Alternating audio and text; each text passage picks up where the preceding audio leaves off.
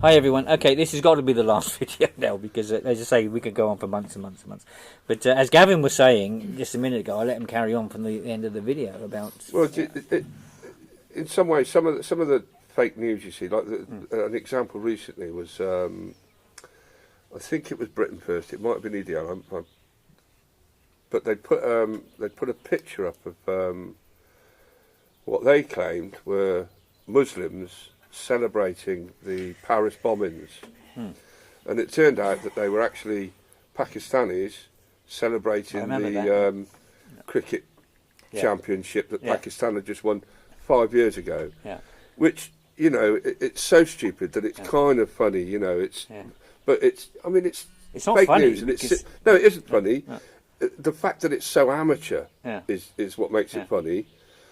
But the reality is that is just that's the bottom feeders doing that. Yeah.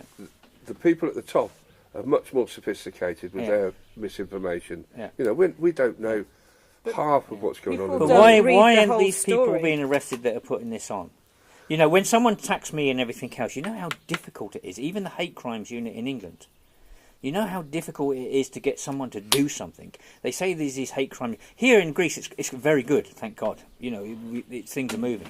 But in Britain, in other countries in Europe, you know, there is units to deal with these lies and the crimes against people, especially on the internet.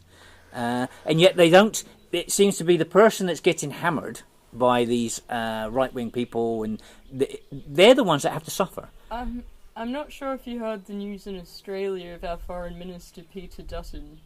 There was on one of our islands where refugees are sent, which the local authorities got drunk, and this is all evident, like it's just out there as evidence. They got drunk and started firing guns in this camp. No one, I don't think, got hurt. But Peter Dutton said, like, that was out, and then he made this complete blatant lie and was like other MPs were like trying to get him to apologise, saying that the refugees raped someone, and that's why the. But why? I mean, this is happening in the European Parliament as well. Yeah. The MPs are standing up saying these things. Why aren't these people arrested? Why ain't they? Because if it was the other way around, they'd quickly arrest someone trying to. Well, they are. They're arresting people trying to feed people. Yeah. You know, they're arresting. You know, you have a humanitarian trying to give food to someone suffering, and he's arrested for doing it. And yet you can go on Facebook and you can attack and say that the refugees, and it's a complete lie, are raping this and burning this and doing that, and the person that's saying that, he gets away with it. That's because that fits their agenda, you know. It suits them for people to think that refugees are all rapists, murderers and terrorists. People don't look behind the headline. No. So they'll see the picture, read the headline, and it'll be in their head. They don't even look to see if the story is in any way true. And we had it here with the stories of the churches in 2015. They were saying that the refugees had destroyed the icons in the churches on the island and stuff like that. And they'd said that refugees had been arrested, they were in prison, and this was a right-wing Greek site. Yeah. So there's a guy from a Greek guy came to my house. And he'd phoned every single police station. And they all said, no, nothing's happened. Yeah. But the photo that they put on was actually a photo from Syria with ISIS attacking an icon, a historic icon in Syria. But why did this guy that put all this on, he's caused so much trouble? Because then the atmosphere against the refugees here, especially in this local town, because that's what these people who are running this town want. They want this friction. Yeah. Then they start attacking refugees here because of what some guy lied and put on the media, you know, and this guy just walked away with it and not doing it. I mean, immediately these people should be found out who they are immediately and arrested. But it obviously doesn't fit with their agenda to do that. You know, they want, like I said before, they want to encourage this attitude towards refugees because it suits their purpose. You know, they're not going to give you a fair hearing. That's right.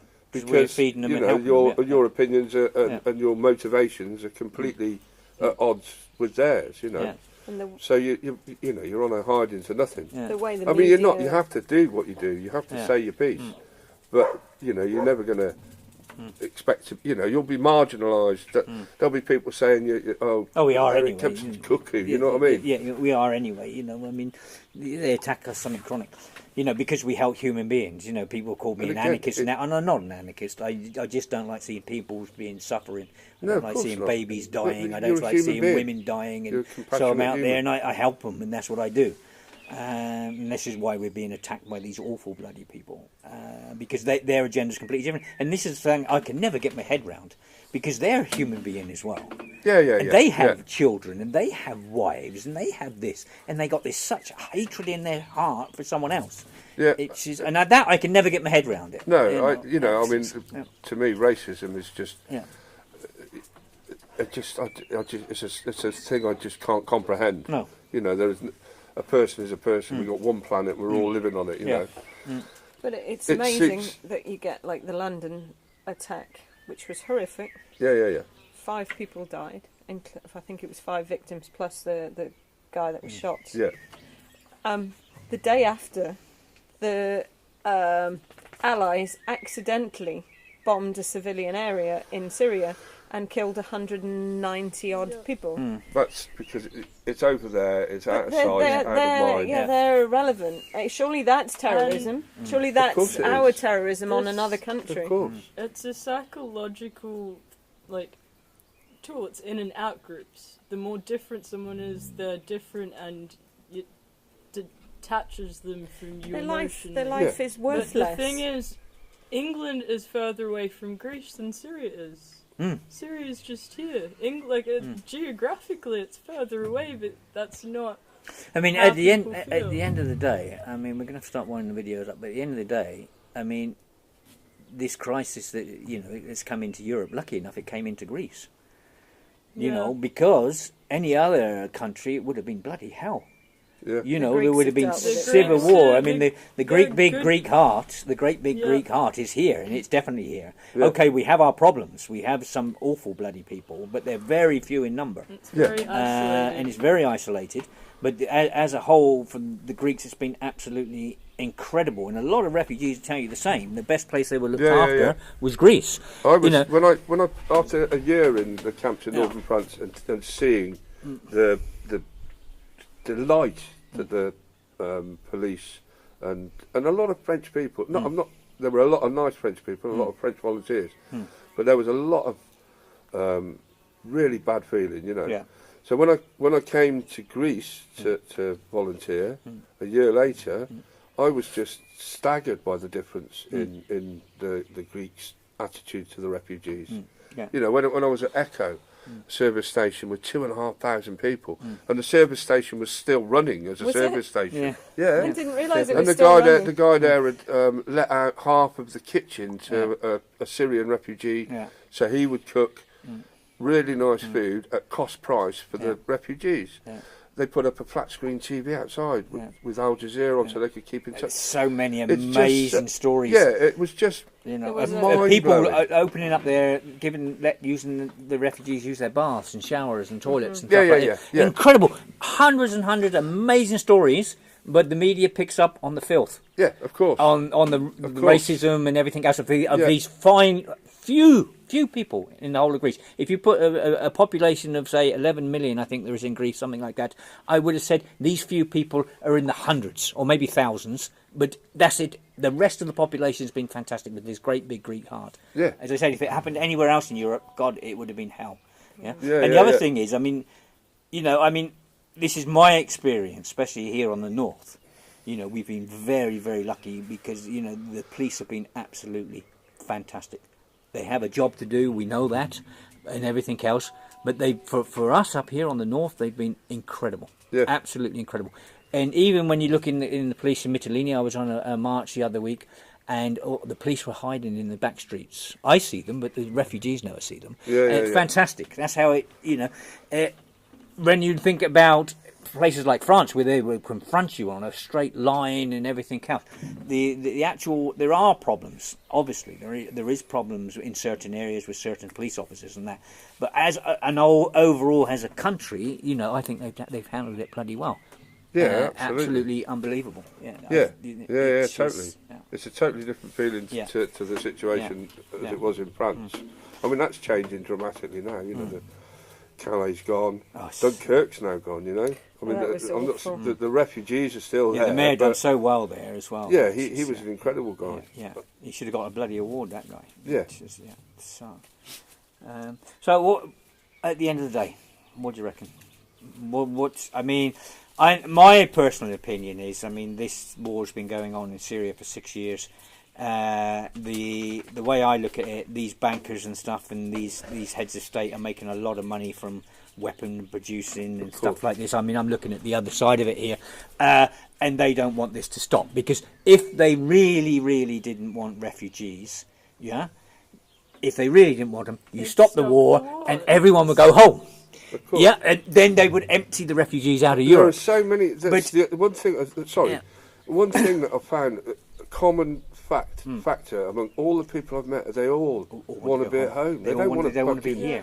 Be in Greece or Italy or I've heard the France. Stories hundreds and hundreds. They talk so passionately about their home. As soon as it's finished, they're going home. I've got an Iranian friend who talks about Shiraz like it's the epicenter of civilization. Everything in the world was invented in Shiraz. He loves his country. But they all do. You talk to Afghans; they want to build the country. They want to go back home. They're sick of war and everything else. But you have these people in power that think differently. You have to put up walls. You have to bomb them. You have to do this. You have to do that. But the only reason they're saying that is because they can fill their bank accounts. Yeah, of course. And the normal people don't see it. The normal people on the street, they don't think. They're thinking, look, terrorists are coming. They're coming. They're going to take over our country. Jesus Christ! If they're really serious about not wanting refugees, solve the war in Syria, and believe me, half of Europe would empty. It's 0.1 or 1. It's in the 0 percentile of refugees that have committed a terrorist attack. It's complete nonsense. I know it is. Another fabrication. So the thing is, I mean, we have these awful people in power, and we have these greedy people in power, and a lot of these people in power are being backed by these big companies producing these weapons for an amazing amount of money and things like that. How do we stop it? How does the normal person stop this? As I say, I'd like to get a lot of them in The Hague. I'd like to open their bank accounts up, and I'd like to see open, especially a lot of these people, especially in England. You got all these politicians and that's had these secret bank accounts and these tax fraud and everything else, and they can just walk away from it. They're never prosecuted. They just walk away. They're being investigated, but it just disappears. Whereas the normal guy on the street fiddles €1,000 in tax or £1,000 in tax, he's arrested and put in prison, and he's lost his whole life. The new benefit sanctions that they've got in England now are shocking. Yeah. And if you fall foul of them, your benefits are suspended for sometimes for months, where you've got no money whatsoever. Yeah. People have been made homeless because they haven't applied for 38 jobs in 1 week. They've only applied for 37. Why don't the normal people on the streets, because we all know that certain MPs have been corrupt and everything, and they're still walking around, there's still no court cases or anything, but we know they've ripped off the taxpayers. We know these billionaires have ripped off taxpayers in England and everything, but they still walk around the streets. They're still going on with their lives. Divide and conquer. Why don't the normal people stand up and say something? Because they've been divided and they've been conquered. It's as simple as that. They're afraid to speak out. And people that do speak out are marginalised and turned into nutcases, intimidated, conspiracy theorists, and they get intimidated. And they consequently they're not taken seriously by anybody. Okay. I used to think conspiracy theories were just a joke, and then I realised the whole world is a big conspiracy theory, and we're just the joke because it's been played on us. Yeah, it is. So I mean, evolution. That's the answer. If they solve the wait for evolution to sort this out. Yeah. I mean. When you think about it, I mean, we're all human beings. We all have a brain and everything else. I mean, we could solve a problem. We've solved loads of problems. We've put people on the moon. We're sending bloody spaceships beyond Mars and Venus and things like this. We solve the problems. When a problem comes up, we solve it as human beings. Yet this is a problem of a war, and we can't solve it because the people in power are making lots of money and they don't want to solve the war.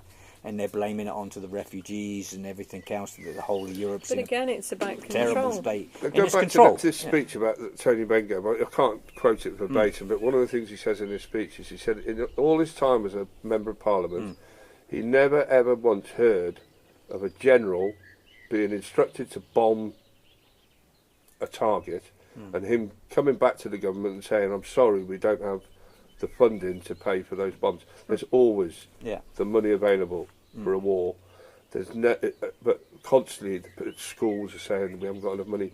NHS, we need that to shift. We need to be saying our country's falling apart. You know, there are people homeless and people going to food banks, people on 0 hours contracts, people with no money. There's this situation here. You know, before we spend any more money on bombs or nuclear weapons or wars, let's resolve these problems and then see what happens. By the time we've resolved those problems, there's going to be no need for a war because everybody's going to be happy and content. Who are we going to sell all the weapons to in the meantime? That's why it's not happening. I done a video in 2015, and you got all these the European government and stuff, and they're selling fighter jets all around the world, and they're building fighter jets. And I said, just give me the price of one to help these refugees. Yeah. Just give me the price of one fighter jet, 30 million, and I could do amazing work out here.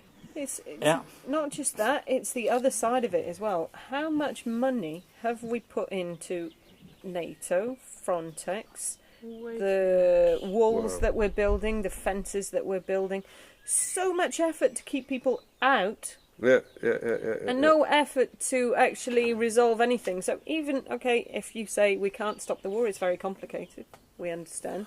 Why is there not a way? You're saying that Syrian people shouldn't flee Turkey because it's so safe. Why is there not a way that these people, when they illegally have to leave their country, can they not apply for asylum in the country that they wish to go to and present their reasons for that? So why is Yasso not set up in Turkey, in a camp? Yeah. Apply for asylum there. Don't get on the damn boat. We will assess if you are entitled to asylum, and you can get the ferry and you can pay €5 to come across, instead of saving up and using all your family's money to put into the hands of criminals and terrorists who will then facilitate your trip across to Europe. Yeah. And that money will then go back to continue to fund the war and make more refugees so we can get some more money. It was the New York Times following a family for 3 years, and the family spent €80,000. Now, if that family would have been allowed anywhere they wanted to go in Germany with €80,000 in their pocket, they could have started a small business, bought a property, or got a mortgage on a house, and they could have been... Apogee, that were tasked with running the camp in Dunkirk, were given a budget of £4 million to run a camp that contained 1,500 people. I can't do the maths off the top of my head, but 4 million divided between 1,500 people would have given every person in that camp enough money to probably buy a house somewhere, set a business up. Yeah. You know, and there would have been none of these problems. You know, like they could have gone to England, they could have gone to wherever they wanted. Yeah. They're not going to be a burden on the country they're going to, but instead they would rather pay £4 million to keep them in chicken sheds. Yeah. As refugees. As refugees, and let them be just descend into hell. That's just standard. We just destroy them as people from start to finish. So the minute you flee your country, we're going to take away every single thing that you have, and the last thing they take away is their dignity when they get here, because you're handed clothes that you would never be seen dead in. You're basically demoralised at every single step, and there is nothing left. They're just shells of people. By the time we say, okay, you can stay, we've destroyed them and turned them into basket cases who are not capable of leading a normal life. A political solution for a humanitarian crisis. The thing is, I mean, if the people are not careful, the normal people are not careful. These awful people that are making money from bombs and war zones and everything else, you know, where do they stop? Will they cause a war inside certain countries in Europe next, so they can make more money? You think that hasn't happened? South America's it's coming. Destabilizing. Yeah, everything's destabilizing, and these people are getting more and more greedier. So they're feeling, you know, some of these rich people have billions in their bank accounts. What do they need it for? They can never spend it, you know. No. But they're getting greedier and greedier, and they're causing more and more wars, so they can build more and more bombs and everything else. But at the end of the day, if we're not careful, it's going to be on our doorstep, and it'll be our people running left, right, and centre. It'll be our people trying to survive and trying to get handouts from other people. You know, it could happen quite easy anywhere. I hate to sound like I'm stalking Tony Benn or anything, but no, you are now. It's getting worrying. One of his quotes was saying, if you want to know how your country would like to treat you, look at how it treats refugees. Mm-hmm. That's exactly how your country will treat you if they could get away with it. Yeah. I wouldn't, that's England. Yeah. Jesus. Yeah, I mean, that could, awful. Well, even America at the moment, that could go upside down quite big. And these people that have been, having a great life and everything else, they could be running left, right and centre. England could do the same in a few years' time. It could be civil bloody war in England and the whole lot go upside down and they'd be running and they'd be getting dinghies across to France. I got interviewed in 2015. Someone asked me why I was in the camp, why was I doing it, and I said I've got 4 kids. God forbid that they would find themselves in this position, but if they did, then I would, in my heart of hearts, pray that there was somebody doing what I did for these people doing for my kids. I've said that 1,000 times about these people that attack me and everything else. If it was their mother or their father or their children on the boat, would they actually say to me, don't help them? Yeah. Let them sink. Don't give them food. Don't give them dry clothes. I don't want my family looked after because you're a horrible person, Kempson, because you help people. Anyway, we have to wind it up because we've been here for hours. This is going to go on for hours. I think it's about a month to download this lot. We never have scratched the surface even then. Anyway, I mean, these stories could carry on and on and on. So we're going to call it a day. Thanks a lot, Gavin. Thanks a lot, Manya. Thank you. Philippa and myself, we've got loads of things to do. So it continues. But it's these little videos like this. I'd like to carry on more of this because there's hundreds and hundreds of thousands of stories out here, and a lot of it, is common sense. We could solve a lot of problems, but these people in power, they don't have common sense. Anyway, okay, all the best, everyone. Bye.